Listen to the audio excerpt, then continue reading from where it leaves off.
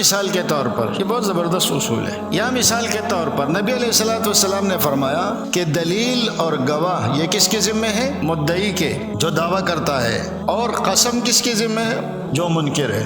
قسم اس کے ذمہ ہے جو منکر ہے. یہ ایک حدیث ہے جو متواتر ہے. اور اسی آپ علیہ السلام نے جو اصول ہمیں دیے ہیں نا، دنیا بھر میں فیصلے اسی پر ہوتے ہیں. دنیا بھر میں فیصلے اسی اصول پر ہو رہے ہیں، چاہے وہ مسلمان ہے یا کافر ہے یا جو بھی ہے، لیکن وہ اپنے فیصلے اس اصول پر کرتا ہے. مثال کے طور پر آپ نے سوسائٹی میں ایک پلاٹ لے لیا اور اس کو بنوایا. سوسائٹی میں لوگ دیکھ رہے ہیں کہ جی فلاں صاحب محلے میں آئے ہیں، پلاٹ لیا ہے، اس کو بنوا رہے ہیں. بنوانے کے بعد آپ اس میں شفٹ ہو گئے، آپ اس میں رہنے لگے. 10 سال 15 سال 20 سال آپ اس مکان میں رہے. اتنے میں کوئی آ کے دروازہ کھٹکھٹاتا ہے اور آپ سے کہتے یہ مکان تو میرا ہے، خالی کرو. تو اب آپ کیا کہیں گے؟ دعویٰ کرنے والا کون ہے؟ جو پہلے سے رہ رہا ہے، جو بعد میں آیا ہے. اس لیے کہ جو پہلے سے رہ رہا ہے اس کے بارے میں تو دنیا جانتی ہے.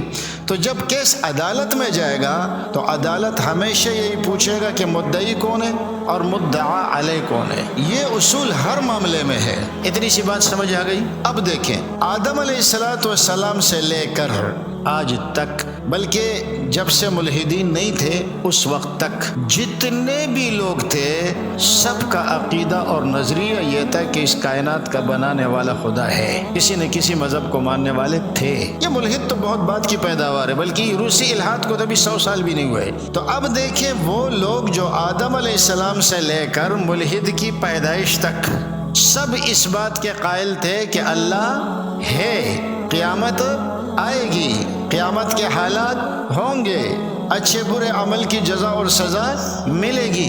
اس کو سارے مانتے تھے یا نہیں مانتے تھے؟ سارے مانتے تھے. اب ملحد آ گیا، وہ کہتا ہے خدا نہیں ہے. تو آپ مجھے بتائیں اس میں دعویٰ کس کا ہے اور سوال کس کا حق ہے؟ بھائی آدم علیہ السلام سے لے کر اس ملحد تک، چلو 2000 3000 سال پہلے چلے جائیں، اس سے پہلے تو ملحد نہیں تھے نا. تو کیا دنیا کی عمر 3000 سال ہے؟ مثلا 3000 سال سے الحاد شروع ہوا. تو اب اس سے پہلے جو یہ لاکھوں سال گزر چکے ہیں اس میں سارے کے سارے لوگوں کا عقیدہ کیا تھا؟ اللہ ہے، قیامت آئے گی اور اچھے برے کی سزا اور جزا ملے گی. یہ بات شروع سے چلی آ رہی ہے. اور آج لاکھوں سالوں کے بعد ایک شخص کھڑا ہوتا ہے اور وہ کہتا ہے کہ خدا نہیں ہے. تو اس میں دعویٰ کس کا ہے؟ اس شخص کا ہے. تو اب دلیل اس کی ذمہ ہے یا ہمارے ذمہ ہے؟ تو مجھ سے کیوں پوچھتے ہو کہ اللہ کے موجود ہونے کی دلیل دو؟ میرے خیال میں بات سمجھ میں نہیں آئی. یہ بہت بہترین اصول ہے.